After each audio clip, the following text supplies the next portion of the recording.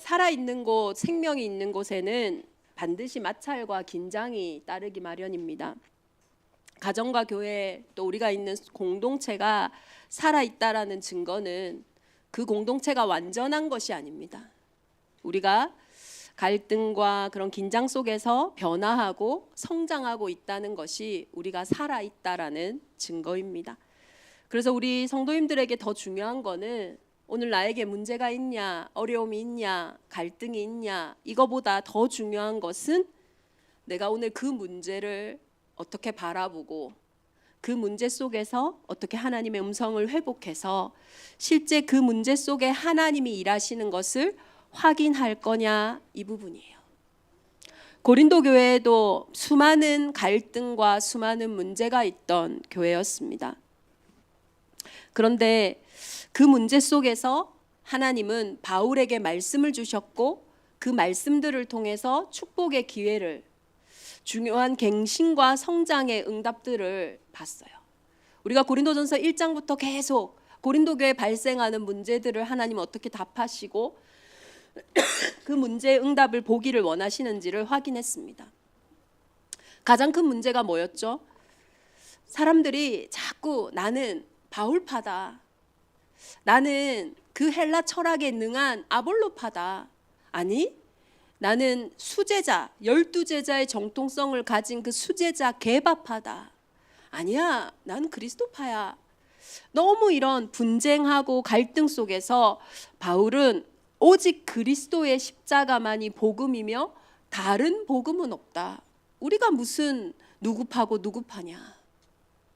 또 고린도 교회에 발생한 많은 음행의 문제들, 또 이런 문제들을 해결하는 법정 송사들, 그 속에서 헬라 철학의 중요한 영지주의, 이 속에서 우리는 그러면은 결혼해야 되냐 안 해야 되냐, 어떤 결혼의 문제들, 또 지난주에는 우상에 바친 재물을 어떻게 할 것이냐라는 음식의 그런 문제 속에서 바울은요, 사람의 지혜나 그 시대의 헬라 문화권이라는 문화에 의지한 것이 아니라 복음의 근본, 본질 속에서 그 문제를 재해석하고 재적용하는 답으로 고린도 교회를 이끌어갔어요. 오늘 본문도 마찬가지입니다. 오늘 본문에는 또 어떤 문제가 발생했냐? 이 바울이요, 사실은 정식적인 정통성을 가진 사도는 아니에요. 우리가 사도라고 할 때는 예수님 당시에 예수님에게 이렇게 훈련받고 같이 예수님에게 제자 사역을 받았던 12제자, 그들에게 정통적인 사도권이 있고 그 사도권의 계승은 그들의 제자들인 속사도들을 통해서 전달되어지거든요. 그러니까 바울은 예수님을 만난 적도 없고 예수님에게 이렇게 훈련받은 제자가 아니죠. 오히려 예수님을 대적했던 자잖아요. 그러니까 이제 바울의 사도권과 그의 정통성에 대한 문제는 일평생 그를요 쫓아다니면서 그를 비난하고 비판하는, 응답이 오면 그 응답이 진짜 응답이 아닌 것처럼, 문제가 오면은 봐라 정통 사도가 아니니까 저렇게 문제 오는 거 아니냐, 이렇게 문제가 오든 응답이 오든 그 문제는 계속 따라다닌 거예요. 그런 비난과 비판 앞에서 우리는 어떻습니까? 누군가가 우리를 비난해요. 누군가가 나의 일을 비판해요. 사람들은요 그 부분에 쉽게 상처받거나 낙심하거나 아니면은 그 비난과 그 비판을 피하기 위해서 회피하거나 뭐 그런 두 가지 중에 하나의 반응을 하죠. 그런데 바울은요 그 자신에 대한 비판과 비난에 변명하거나 대립하지 않았어요. 오늘 본문을 보면 바울은 이 비난과 비판을 통해 또 다시 한번 복음에 참여하고자 합니다. 우리 대정인만의 온 교회가요, 우리가 살아있는 동안에는 많은 문제도 있고 어려움도 있을 거예요. 비난도 있고 비판도 있겠죠. 그러나 그 모든 것을 통하여 다시 한번 복음에 참여하는 그 큰 은혜가 있기를 예수 그리스도 이름으로 축원합니다. 바울은 자신의 사도권에 대해서 이렇게 얘기를 해요. 나도 내가 사도인 거는 고린도 교회인 너희가 비판할 수 있는 부분 아니다. 너희가 나를 사도로 인정하지 않았냐? 너희가 어떻게 보면 내가 사도인 것의 가장 큰 증거가 아니냐라고 이야기하면서, 그러나 나는 사도가 가진 권리를 너희에게 하나도 행사하지 않았다. 내가 이런 권리를 가졌지만 이 권리를 쓰지 않은 이유는 너희가 그리스도의 복음을 누리는데, 너희가 이 그리스도의 복음을 받는데 아무 장애가 없게 하려고 하는 것이다. 15절에는요, 내가 이것을 하나도 쓰지 아니하고 또 이 말을 쓰는 것은, 야, 내가 이런 권리를 안 썼으니까 너희가 나를 대우하고 나를 대접하라고 하는 게 아니다. 내가 차라리 죽을지언정 누구든지 내 자랑하는 것을 헛되게 하지 못하게 하리라. 바울은요, 자기가 사도로서 마땅히 누릴 수 있는 모든 권리를 다 포기했어요. 그 이유는 딱 하나입니다. 복음의 방해가 되지 않도록. 내가 차라리 죽으면 죽었지 이 복음이 헛되게 되는 것은 참을 수가 없어요. 그러한 복음에 대한 분명한 정체성과 자부심을요 다 가지고 있었어요. 그는요, 나에게 오는 어떤 복음을 전함으로 생기는 모든 오해와 손해를요 기꺼이 감당했어요. 왜냐하냐? 복음을 흐리게 하는 것은, 복음 외에 강조하는 것은 바울에게 그냥 죽는 게 나을 만큼 두려운 일이었기 때문이에요. 만약에 우리 대정 임마누엘 교회가 정말로 언제나 이 복음의 본질과 이 복음을 가장 우선순위에 든 이 자존감이, 이 자존심이 회복되어진다면요, 우리는 바울과 같은 그 흐름과 그 응답 속에 하나님 나라의 일을 확인하게 될 줄 믿습니다. 바울은요, 도대체 이 복음이 뭐길래 내가 복음을 지키기 위해 그냥 내가 죽는다, 내 권리를 양보하겠다 할 만큼 도대체 바울이 발견한 복음의 가치가 뭡니까? 오늘 우리가 읽었던 본문은요, 내가 자유롭지만, 자유인이지만 모든 사람에게 종이 돼도 된다. 왜냐? 더 많은 사람을 얻을 수 있다면. 내가 유대인이지만 유대인을 얻고자 유대인과 같이 되겠다. 그러나 내가 율법 아래 매이지 않은 자들에게는 율법이 없는 자와 같이 되겠다. 그 일은 내가 여러 사람을 얻고자 하는, 사람을 구원하고자 하는, 살리는 그 일에 서기 위함이다. 바울에게 있어서 이 복음은요, 단순한 어떤 설교가 아니에요. 인생의 중요한 방향이었고 어떤 가르침이 아닌 자신의 인생의 존재의 이유였습니다. 도대체 이 복음이 뭐길래 바울은요, 수많은 비난을 받아도, 수많은 비판을 받아도 이 복음에 참여하고자 했을까요?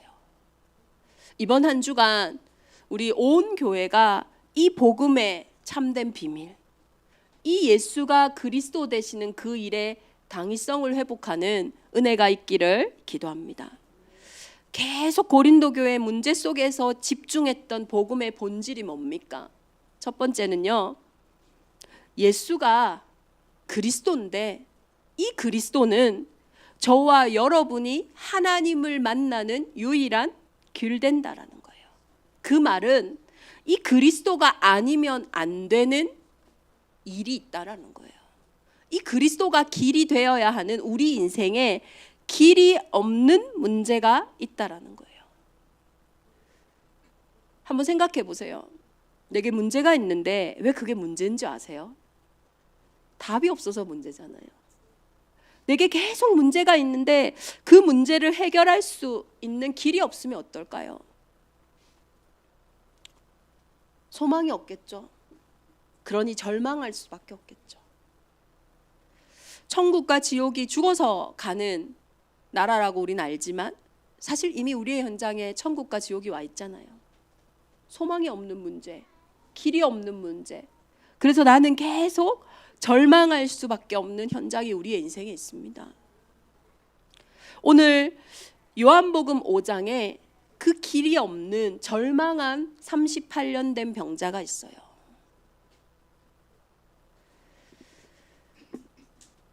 이 38년 된 병자가 자신의 병을 낫게 하기 위해 얼마나 많은 것들을 했겠습니까? 그런데요, 다른 길이 없어요. 그래도 한 자락의 소망이 뭐냐면 저 베데스다 연못 옆에 있다가 그 베데스다 연못에 한 번씩 천사가 내려오는데 그 천사가 내려올 때 물이 움직인대. 그때 그 연못에 가장 먼저 들어간 사람은 반드시 치유함을 받는다라는 것을요 알아요.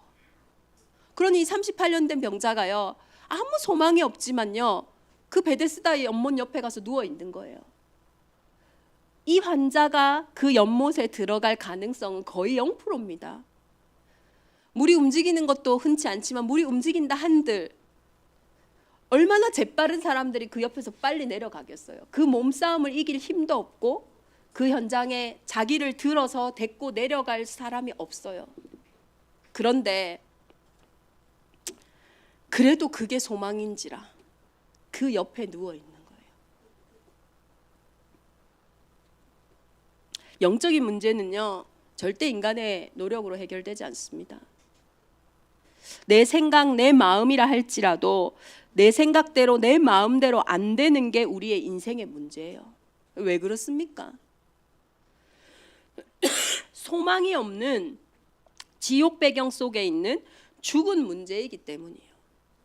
오히려 이게 죽은 문제면은 죽은 문제처럼 보여져야 되는데 팔딱팔딱 살아 움직이는 문제니까 드러난 문제는 실제로 나에게 있는 다른 사람은 모르지만 나에게 숨겨져 있는 문제고 또 가족의 문제고 경제 문제고 또 질병의 문제, 건강의 문제니까요.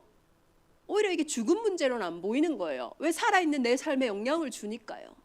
근데 사실 그 문제는 영적인 문제로 드러난 삶의 문제이기 때문에 사실은 죽은 문제이거든요. 문제가 크냐, 문제가 작냐, 그게 중요한 게 아니에요. 더 중요한 것은 그 문제 앞에서 나는 이미 죽어 있는 자라는 거예요.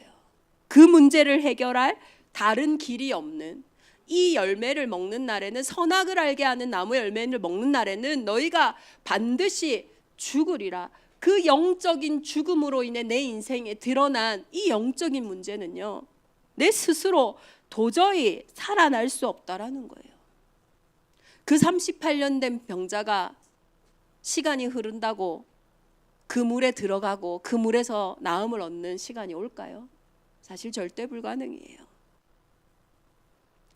그래서 하나님은 사람의 방법이 불가능하기 때문에, 사람의 방법이 나쁜 건 아닙니다. 그러나 구원 얻을 길과 가치는 없기에 하나님의 방법대로 여자의 후손으로 이 땅에 오신 거예요.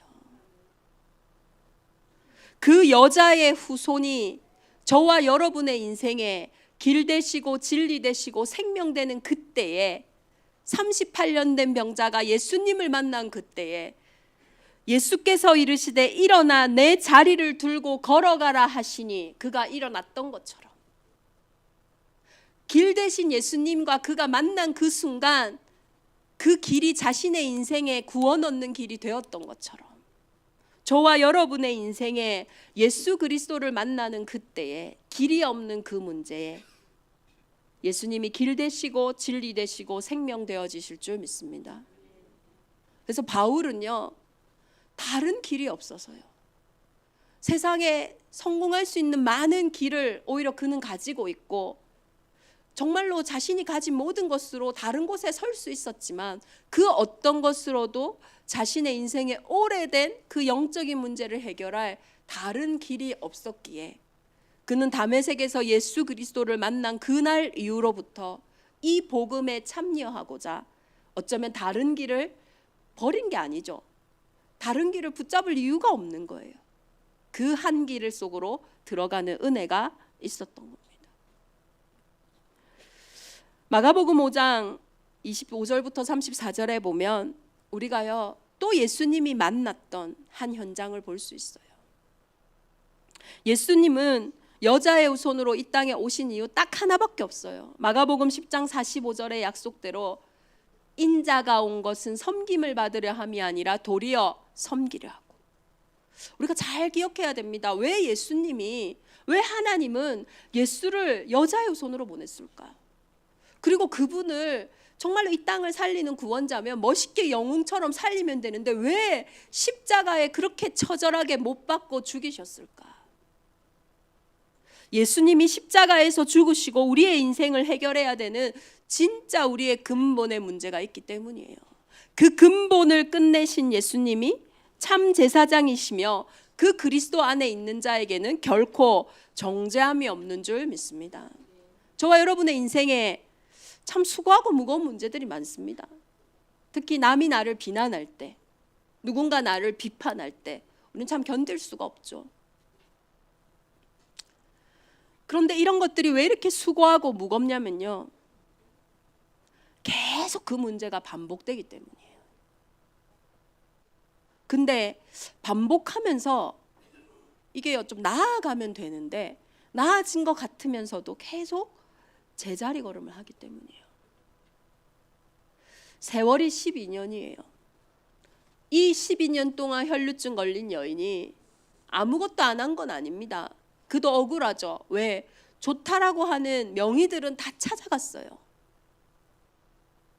많은 의사를 찾아갔고 그 의사들에게 자기가 가진 것들을 다 허비했지만, 다 썼지만요, 아무 효험이 없었어요. 오히려 더 심해지는 거예요. 이 정도 되면 우리는요, 이거는 내 운명이다라고 받아들이죠. 아, 이건 우리의 운명 아니냐, 이건 내 팔자 아니냐, 그냥 이렇게 살아가는 거지. 믿는 자들도요, 실제 그 속에 하나님의 계획을 찾고 구하기보다는 이거는 그냥 예수는 그리스도지만은 이거는 아닌가 보다 하고 살아가는 거죠. 그런데 웬 은혜입니까? 그 12년 동안 혈루로 고통당하던 그 여인이 예수의 소문을 듣고 그 마음과 그 생각에 하나님이 은혜를 주셨어요. 왜 우리가 예배드립니까? 예배하는 이 시간에 하나님이 저와 여러분의 마음에요, 은혜를 주신다니까요. 이는 내가 그의 옷에만 손을 대어도 구원을 받으리라 생각함 일러라. 이에 그의 혈류 근원이 곧 마름에 병이 나은 줄을 몸에서 깨달으니라. 예수께서 그 능력이 자기에게서 나간 줄을 곧 스스로 아시고 무리 가운데서 돌이켜 말씀하시되 누가 내 옷에 손을 대었느냐 하시니. 사람들은요, 눈에 보이는 것만 봐요. 당장 드러난 경제 문제니까, 당장 드러난 건강 문제니까, 당장 드러난 사람 문제니까, 당장 들어간 내 현실의 문제니까 그 속에서만 답을 찾으려고. 이 여인도 자신의 인생에 드러난 육신의 질병이니까 그 질병의 문제만 해결하려고 많은 의사들을 찾아갔어요. 그런데 실제 그 여인이 먼저 끝나야 하는 것은 그 혈류의 근원이었습니다. 어떻게 치유가 일어났습니까? 혈류의 근원이 곧 말랐어요. 언제요? 예수의 옷자락에 손을 댄 그때. 우리의 인생의 근원을 치유하시기 위해 사람의 방법이 아닌 하나님의 방법으로 이 땅에 오신 여자의 후손은 십자가의 죽으심으로 모든 문제의 근본인 원죄, 죄의 문제를 끝내셨어요. 이사야서 53장 4절에서 5절에 보면요, 그가 찔림은 우리의 허물 때문이요 그가 상함은 우리의 죄악 때문이라. 그가 징계를 받음으로 우리는 평화를 누리고 그가 채찍에 맞음으로 우리는 나음을 받았도다. 이 십자가가 우리의 인생의 근원이 치유되는 현장이에요. 그 십자가의 능력이 나를 살릴 거라는 그 생각과 그 마음에 은혜가 임한 그때에 그의 혈류의 근원이 끝났던 것처럼 저와 여러분의 인생에 너무나 수고하고 무겁고 반복되는 그 문제의 근원이 이번 한 주간 예수 그리스도를 만나는 큰 은혜 속에 있기를 예수 그리스도 이름으로 축원합니다. 날마다 그 십자가의 생명, 그 십자가의 능력, 그 치유하심을 확인하는 현장 되기를 기도합니다. 또 예수님이 어떤 현장을 만나셨을까요? 예수님은 십자가에 죽으시고 죄의 삭슨 사망이기에 그 죄를 완전히 끝냈다라는 증거로 사망을 이기시고 부활하셨어요. 참 인간으로 이 땅에 오셨지만 참 하나님이라는 증거로 지옥 권세, 사망의 권세를 이기시고 부활 승리하신 참 왕이 되셨어요. 그 이름 앞에만 모든 흑암과 모든 어둠이 떠나가는 줄 믿습니다. 오늘 마가복음 5장에는요, 너무나 통제 불가능한 한 사람이 나와요. 우리의 문제가 수고하고 무거운 이유는 우리가 통제할 수 없기 때문이죠. 또 내가 원치 않는데 내 인생에 다가온 재앙과 저주이기 때문이죠. 근데 그 문제들 앞에 우리는 외면합니다. 왜냐하면 그걸 직면하는 순간 내가 버틸 수가 없어요. 내가 설 수가 없어요. 그래서 이게 통제 불가능해서 실제로 해결이 안 되기도 하지만, 그 통제 불가능한 상황이 올 때마다 우리는 십자가 앞으로 그 근원으로 가기보다는 내 수준으로, 내 기준으로, 내 방법으로 도망치기 때문이에요. 그게 흑암과 혼돈과 공허예요. 도대체 알 수가 없는 거예요. 도대체 제어가 불가능한 거라사인의 군대 귀신 들린 자, 이 사람을 아무도 다룰 수가 없었어요.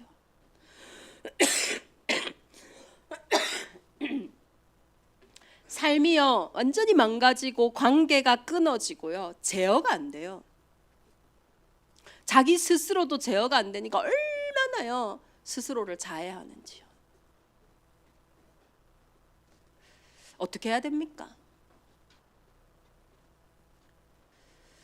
예수님은요, 이 통제 불가능한 우리의 인생을 정복하고 다스릴 수 있는 참 왕으로 부활 승리하신 거예요. 그래서 요한복음 16장 33절에 보면요, 이것을 너희에게 이르는 것은 너희로 내 안에서 평안을 누리게 하려 함이라. 세상에서는 너희가 환난을 당하나 담대하라. 내가 세상을 이기었노라. 이제는요, 담대하게요, 세상을 이기신 그 예수 그리스도 이름을 붙잡고요, 내가 통제할 수 없는, 내가 제어할 수 없는, 어떤 사람도 도울 수 없는 그 문제 앞에요, 그 예수 그리스도 이름으로 나아가는 거예요. 야고보서 4장 7절에는요, 마귀를요 대적하라 했어요. 그때 그 내가 더 이상 숨고 속고 피하는 것이 아니라 마귀가 피한다고 했어요. 하늘과 땅의 권세를 가지신 예수 그리스도 이름으로 이제는요, 나를 향한 그 비난과 비판, 또 도저히 우리가 서기 어려운 문제와 갈등과 위기가 올 때요, 낙심하지 않고 오늘 바울과 같이 복음에 참여하는 우리 대정인만의 온 교회가 되기를 예수 그리스도 이름으로 축원합니다. 성경에서 제가 새 본문을 찾았지만요, 사실 우리의 현장의 이야기거든요. 강단에서 할 수 없는 너무나 많은 수많은 비참한 현장들이 우리의 현장이잖아요. 도저히 길이 없는 문제, 도저히 방법이 없는 문제 속에 아무리 노력하고 수고하고 해도 헛된 수고밖에 되지 않는, 오히려 제자리 걸음함으로써 소망마저 잃어버린, 완전히 절망한 그 문제 앞에 사실은 복음을 누리는 것 같지만 사실은 복음 앞에 서지 못하는 그 흑암과 혼돈과 공허 속에 있는 현장이 사실 우리의 현장이잖아요. 오늘도 이 속에서 이제는 저와 여러분이 예수 그리스도의 그 이름으로 복음에 참여하는 영적 싸움이 시작되기를 예수 그리스도 이름으로 축원합니다. 오늘 고린도전서 9장 말씀을 마치며 바울은 이렇게 말합니다. 운동장에서 달리기를 하는 자들이 다 달릴지라도 오직 상을 받는 사람은 한 사람이다. 너희도 상을 받도록 이와 같이 달리기를 해라. 이기기를 다투는 자마다 모든 일에 절제한다. 그들은 썩을 승리자의 관을 얻고자 그것을 얻으려고도 이렇게 절제하며 이렇게 싸우는데 우리는 썩지 아니할 것을 얻고자 하노라. 그러면서 영적 싸움의 중요한 방향을 이야기합니다. 그러므로 나는 다름질하기를 향방 없는 것 같이 아니하고 싸우기를 허공을 치는 것 같이 아니하며 바울은요, 우리의 영적 싸움에 중요한 방향이 있다고 말하고 있는 거예요. 저와 여러분이요, 열심히 달려요. 내 문제와 내 상황을 해결하기 위해, 행복하기 위해서, 우리 후대 살리기 위해서, 우리 가정을 살리기 위해서 열심히 달립니다. 그런데요, 내 생각대로 달려요. 내 마음대로 달려요. 내 열심으로 달려요. 내 노력으로 달리는 겁니다. 그것이 승리자의 관을 얻을 수 있었다면, 그것이 저와 여러분의 인생에 와 있는 진짜 근원을 치유하고 회복할 수 있었다면, 왜 예수님이 쓸데없이 십자가에 죽으시고 쓸데없이 부활 승리하시겠습니까? 우리의 방향으로 승리자의 관을 얻을 수가 없어요. 싸움을 하는데요, 도대체 적이 누군지, 도대체 이 싸움의 본질이 뭔지 그건 모르고, 내가 그냥 힘드니까, 내가 그냥 답답하니까 열심히 주먹질 하는데요, 허공에 치는 것과 같이 아무 쓸데가 없는 거예요. 억울한 거는요, 열심히 달렸고 열심히 허공질을 했기 때문에 왜 나는 안 되지? 또 상처받아요. 또 아파요. 또 무너지는 거예요. 저와 여러분의 인생의 중요한 방향이 무엇입니까? 우리가 싸울 때 허공이 아닌 정확한 적과 또 본질이 무엇입니까? CCC에 예전에 우리 총재님이셨던 이제 천국 가신 우리 고 김중건 박사님이 수련회를 할 때마다 했던 외침이 있잖아요. 10,000가지 문제가 있어도 답은 하나. 그러면서 그 10,000가지 문제를요, 대학생들이요 막 외쳐요. 내 인생의 진로 문제는요, 답은 예수 그리스도. 내가 가지고 있는 문제는요, 문제를 막 다 외쳐요. 그런데 답은 예수 그리스도로 딱 답을 주거든요. 저와 여러분의 인생의 방향과 우리의 진짜 싸움의 본질은요, 내 인생의 문제가 십자가의 도를 통과하는 겁니다. 그 문제가 사실은 놓치고 있는 본질은 하나님을 떠난 상태거든요. 그 상태의 죄로 인해, 그 불신앙으로 인해 사단은 끊임없이 그 인생을 두려움으로 종노릇하게 만들거든요. 그래서 저와 여러분의 싸움은요, 이 인생이, 저와 여러분의 모든 매 순간순간의 일과 사건들이 복음에 참여하는 것입니다.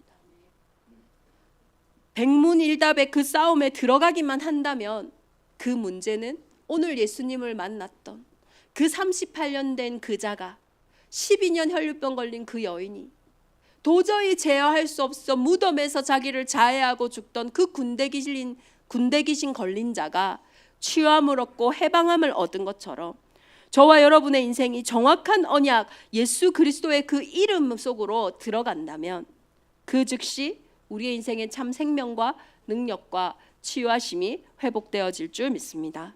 그래서 우리의 문제, 갈등, 위기는요, 더 이상 우리의 인생을 삼키는 것이 아닌 저와 여러분의 새로운 인생의 시작점이에요. 예수는 그리스도 모든 문제 해결자가 맞는데, 우리에게 남아있는 그 문제는 그 복음을 증거하는 새로운 시작점이라니까요. 38년 된 그 병자가 그 베데스다 연못에 누워있을 때는 정말 문제 속에 있던 사람이었어요. 세상에 지지리도 소망이 없고 희망이 없던 사람이었어요. 그런데 그 사람이 일어나 내 자리를 들고 가라 라고 했던 그 예수 그리스도를 만난 그 이후로 그는 예수가 곧 그리스도라는 이 일의 유일한 증인이 되어졌어요.